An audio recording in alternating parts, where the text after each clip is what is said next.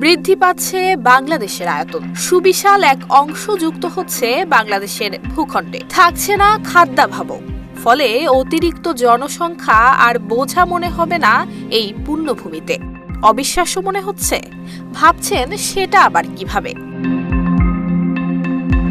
বাংলাদেশের আয়তন দিন দিন বৃদ্ধি পাচ্ছে কারণ পদ্মা, মেঘনা এবং বদ্বীপ অঞ্চলে বিগত বছরগুলোতে জেগে উঠেছে প্রায় 50টিরও বেশি দ্বীপ। আর এগুলো মিলে হিসেব করলে গোটা শ্রীলঙ্কার চেয়েও বড় ভূখণ্ড পাচ্ছে বাংলাদেশ, যা এরই মধ্যে মানুষের বসবাসের উপযোগী। ফলে এদিক থেকে বাংলাদেশের আয়তন বেড়ে গেছে।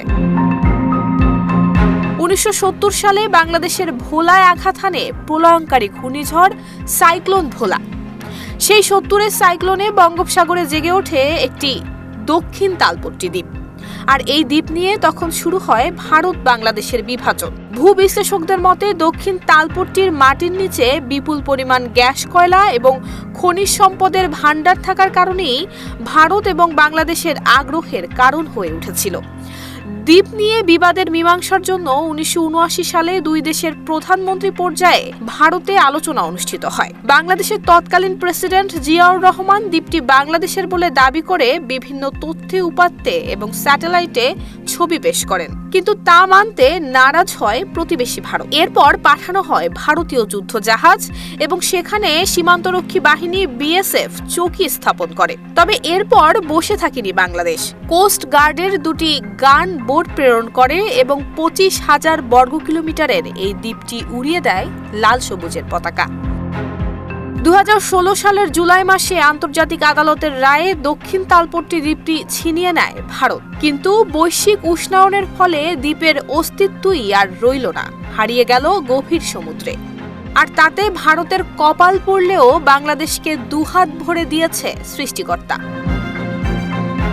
একটি চর ভারত নিয়ে গেলেও দ্বীপ চর কুকরিমুকরি, চর ওসমান, চর কামাল, চর গাঙ্গুলিয়ার মতো শত শত নতুন চর জেগে উঠেছে বাংলাদেশের বুকে। বাংলাদেশের ভূমি মন্ত্রণালয়ের তথ্য অনুযায়ী প্রতি বছর বাংলাদেশে 32 কিলোমিটার ভূমি নদী ভাঙন এবং সমুদ্রে হারিয়ে যায়। অন্যদিকে ব্রহ্মপুত্র, মেঘনা এবং পদ্মা নদী দিয়ে 100 কোটি টন পলি বঙ্গোপসাগরে পড়েছে। আর এমন পরিস্থিতিতে জেগে উঠেছে 52 বর্গ কিলোমিটার আয়তনের নতুন চর। ভাঙা গড়ার এই খেলায় প্রতি বছর 20 বর্গ কিলোমিটার আয়তন বাড়ছে বাংলাদেশের মূল ভূখণ্ডের। আর এভাবে বাড়তে থাকলে দ্বীপরাষ্ট্র শ্রীলঙ্কার চেয়েও একসময় বড় ভূখণ্ড পাবে বাংলাদেশ। নুসরাত জাহান মেহেক, ঢাকা পোস্ট।